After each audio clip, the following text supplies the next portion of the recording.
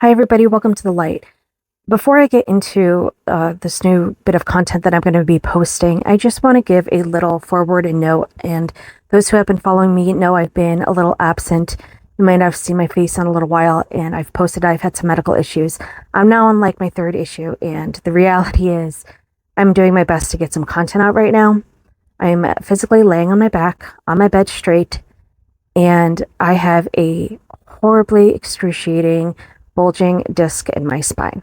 I'm on some high dose steroids trying to get the inflammation down and hopefully get better, but it has been extremely painful. I am a single mom, so I have been doing the very best I can on just like surviving each day. So, thank you for being here. If you can, please make sure you take a moment to like, share, follow my content. If you can go to some of my old content too, maybe you're new here and you haven't checked it out, please go check it out. It will just help me as I've just been going through this and I haven't been able to be on daily. So let's get into the content. As many of you may have noticed or seen, or if you haven't, the families of the Idaho 4 victims, Madison, Kaylee, Zana, and Ethan, they have all filed a lawsuit against Washington State University, and essentially they're in action of Brian Kohberger. Now, this lawsuit that has been filed is 126 pages. So while I am laying here in bed, I figured let's read it out because there's a lot in it. And I know that there's summaries out there, but I also know I like to read through these documents, whether the criminal complaints, probable cause things. You'll see a lot of that on my page. So let's do some reading time. I won't be able to show my face. I'm doing the best I can, as I said.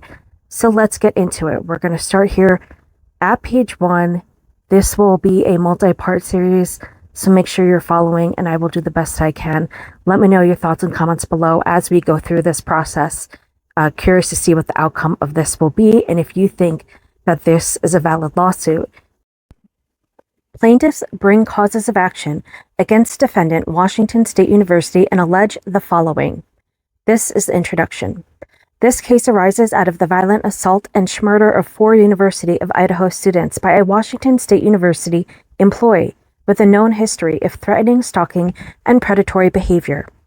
WSU brought Brian Kohberger to Pullman, Washington in the Pacific Northwest to serve as a teaching assistant in the Criminal Justice and Criminology Department, while he also worked to obtain a PhD, with a study focused on sexually motivated burglars and serial killers.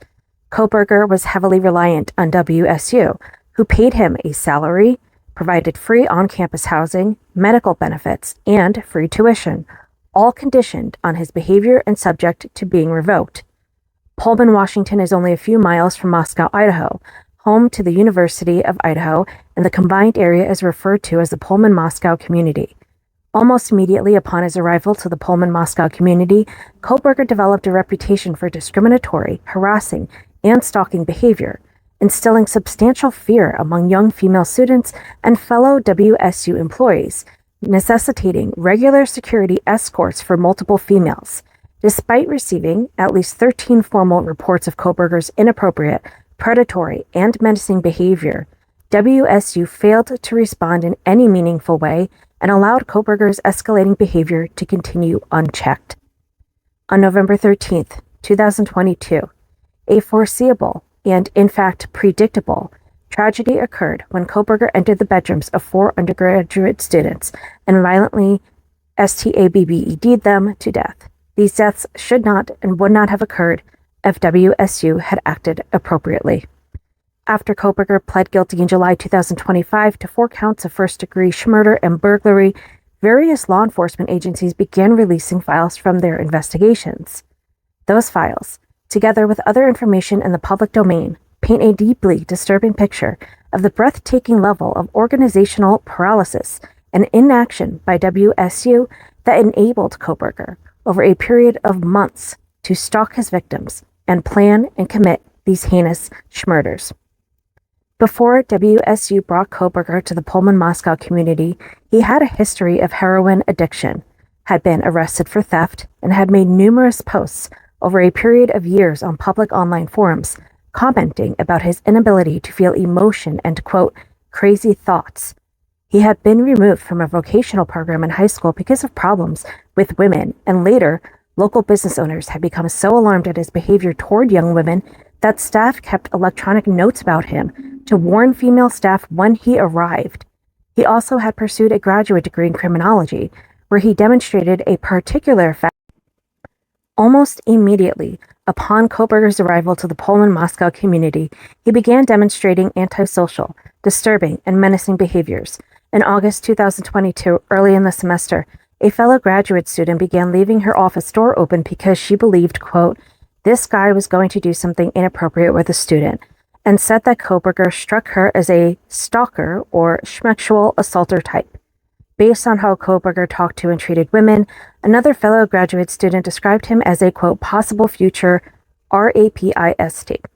And Koberger's supervising instructor was aware that several female graduate students had reported that they were very uncomfortable with interactions they had with him. Female graduate students also complained that he made them feel unsafe. He was noted to be obsessed with studying sexually motivated burglars and serial killers. On multiple occasions, and with multiple WSU female staff members and fellow students, Koberger would regularly stand close to their desks, loom over them, and would block their exits from on-campus offices for long periods of time. One female graduate student reported that Koberger would trap her in her office and try to talk to her about the Ted Bundy murders. Koberger followed several female students and staff to their cars after hours. Multiple female students and staff members were so uncomfortable with Koberger's behavior that security escorts were arranged for them after 5 p.m., escorts that in some instances were provided by professors and in other instances by the WSU Police Department. Certain of these staff members told others that Koberger had been stalking them. Some graduate students reported that they kept their on-campus doors shut in an effort to keep Koberger out, while others left their doors open as a place of refuge for others if they felt threatened by Koberger. In one instance, early in the semester, Koberger so verbally attacked a female student in the classroom that she fled in tears, leaving all of her belongings behind. Koberger was described as, quote, very angry, as if he had built up for. One sophomore student reported that Koberger had followed her and told her bosses at WSU about the incident. In response, they told her she should not be alone with Koberger, suggested that campus security should escort her out, and commented that she was not the first to report such problems with him. On other occasions, this sophomore supervisor would take her home so that she did not have to walk by herself or take public transportation, and she became concerned about all of the precautions that needed to be taken because of Koberger's behavior. On more than one occasion, WSU employees would stay in a room where Koberger was engaging with one of their colleagues out of concern that the colleague should not be left alone with him. On another occasion, a WSU employee told her colleague to email her with the subject heading, quote, 911 if she needed help because of Koberger. On yet another occasion, a WSU undergraduate fled into a bathroom to hide from Koberger because she was so uncomfortable with his scary behaviors. As early as mid-September 2022, WSU professors were discussing the, quote, need to do an intervention with Koberger because of his treatment of female students. By September or October 2022, a WSU professor believed that Koberger was stalking people. One student learned that Koberger had photos of her and other female classmates on his cell phone. Koberger's victims were encouraged to report his behaviors, and a number of them did. The WSU Office of Compliance and Civil Regulations had at least 13 formal complaints related to Koberger, yet the individual in charge of acting on those complaints later reported that she had neither met nor even spoke with Koberger. One student complained that she was unsatisfied with how prior reports about Koberger had been handled, and she did not believe that WSU would adequately protect her from retaliation, but she continued to report her experiences to the program chair and other faculty, stating that Koberger's actions made her feel unsafe. Another graduate student made complaints about Koberger and was directed to copy them to another department at WSU, but she was reluctant to do so because she had bad experiences with that in the past. One female graduate student reported that she wondered why people in power in the WSU Criminal Justice Department did not meaningfully address Koberger's behavior. During one of several faculty meetings where Koberger was discussed extensively, one faculty member remarked, quote, "Mark my words, I work with predators. If we give him a PhD, that's the guy that in many years when he is a professor, we will hear is harassing, stalking, and sexually abusing his students." End quote. This same WSU professor believed that Koberger was already stalking people. Koberger's supervising instructor, however, was concerned that removing him from employment at WSU would open the university up to a civil lawsuit from Koberger, thereby eliminating the financial interests of the university above the safety and security of students, staff, and members of the WSU Police Department is intended to be a critically important bulwark when it comes to protecting students and the community from sexual harassment, stalking, and dangerous predators. However, prior to Koberger being hired by WSU and arriving in the Pullman-Moscow community, the WSU Police Department had a long, troubling, and sordid history of tolerating and, in fact, fostering inappropriate sexual behavior in its own ranks and discouraging complete and accurate reporting of such misconduct. In 2007, the WSU Chief of Police was demoted after an internal investigation found he had viewed inappropriate emails on his university computer, forwarded those to other WSU police, and invited them to view them. In 2011, WSU was fined over $80,000 by federal officials because of multiple sexual assaults that were not properly reported. WSU did not dispute the findings of the federal investigation.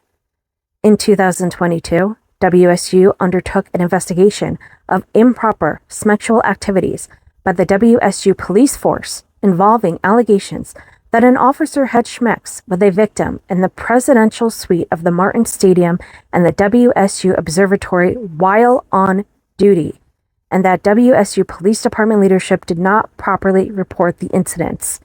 The investigation ultimately found that police department leadership exhibited gross misconduct, incompetence, and neglect of duty in response to claims of sexual misconduct.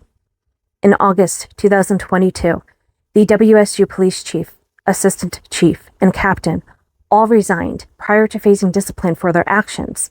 In response, WSU President Kirk Schultz issued a public statement indicating that, quote, WSU will not tolerate this kind of behavior, nor the negligence of departmental command staff.